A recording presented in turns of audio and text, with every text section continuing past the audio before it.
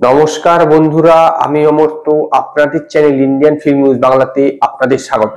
সালমান খানের ফ্যানদের জন্য কিন্তু একটা বলতে পারেন খারাপ খবর আছে। সেটা হচ্ছে সালমান খানের নেক্সট ইয়ারে কিন্তু কোনো ফিল্ম রিলিজ নেই। ইয়েস, সালমান খানের নেক্সট ইয়ারে কোনো ফিল্ম রিলিজ নেই, ইভেন আপনার গেস্ট অ্যাপিয়ারেন্সও নেই। এরকম প্রায় বলতে পারেন 10-12 বছর পর এরকম হলো যে সালমান খানের একটা ইয়ারে কোনো ফিল্ম রিলিজ নেই। এরপরে যে সিনেমাটা তার রিলিজ করবে সেটা 2025 সালের ঈদে রিলিজ করবে।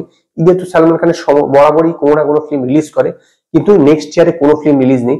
অলরেডি টাইগার 3 রিলিজ করেছে আপনার 1 মাসের উপর হয়ে গেল, কিন্তু ওখানে বলতে পারেন যে অফিসিয়ালি কোনো অ্যানাউন্সমেন্ট আসেনি যে তার পরবর্তী সিনেমার নাম কি বা সেটা কবে রিলিজ করবে। এমনিতে জানা গিয়েছে যে করণ জোহরের প্রোডাকশন একটা যে সিনেমা করছে, যেটা হচ্ছে শেরশাহ ডাইরেক্টর বিষ্ণুবর্ধন এটা ডাইরেক্ট করছে, এবং এই সিনেমাটা সে একজন প্যারা কমান্ডারের রোল করছে, যেটা প্রথমবার আজ পর্যন্ত কখনো কোনো প্যারা কমান্ডারের রোল করেনি। এর জন্য সে চুলের এবং ছাদটাও চেঞ্জ করেছিল কিছুদিন আগে, কারণ লুকটা টেস্টের ব্যাপার ছিল।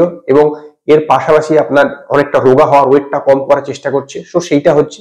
তো এই সিনেমাটাই নাম হচ্ছে আপনার বুল, যদিও এই নামটা কিন্তু টেন্টেটিভ টাইটেল রাখা হয়েছে।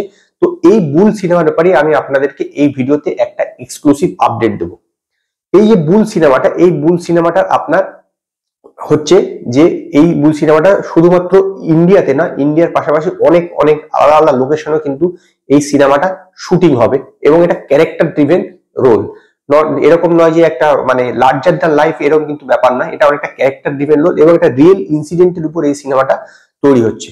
এবং এই সিনেমাটার শুটিং শুরু হবে আপনার ফেব্রুয়ারি মাস থেকে, এবং এই সিনেমার জন্য সালমান খান ফেব্রুয়ারি থেকে আগস্ট মাস পর্যন্ত বিষ্ণুবর্ধনকে পুরো ডেট দিয়ে রেখেছে। মানে ফেব্রুয়ারি থেকে আগস্ট মাসে পুরো সময়টাই এই সিনেমার শুটিংটা করবে। তারপর আপনার ভিএফএক্স এর কাজ এবং পোস্ট প্রোডাকশনের কাজ হবে এবং ঈদে গিয়ে রিলিজ করবে।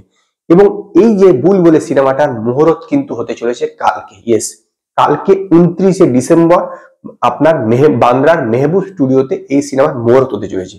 তো এত কিছু থাকতে হঠাৎ করে কাল 29শে ডিসেম্বর ডেটটা চুজ করা হলো। এর পিছনে একটা কারণ হচ্ছে 29শে ডিসেম্বর 1989 সালে मैंने प्यार किया সিনেমাটা রিলিজ করেছিল। ইয়েস, 34 বছর আগে मैंने प्यार किया সিনেমাটা রিলিজ করেছিল, যার মাধ্যমে ভাগ্যশ্রীর বলতে পারেন ডেবিউ হয়েছিল। সালমান খানের এটা দ্বিতীয় সিনেমা ছিল, কিন্তু এটাই সালমান খানের প্রথম হিট সিনেমা। তো সেই জন্য এই ডেটটা রাখা হয়েছে এবং কালকের দিনটা যথেষ্ট শুভ। সেই কারণেই আপনার কালকের দিনকে এর মহরত হতে চলেছে আপনার মেহবুব স্টুডিওতে বান্দ্রায়।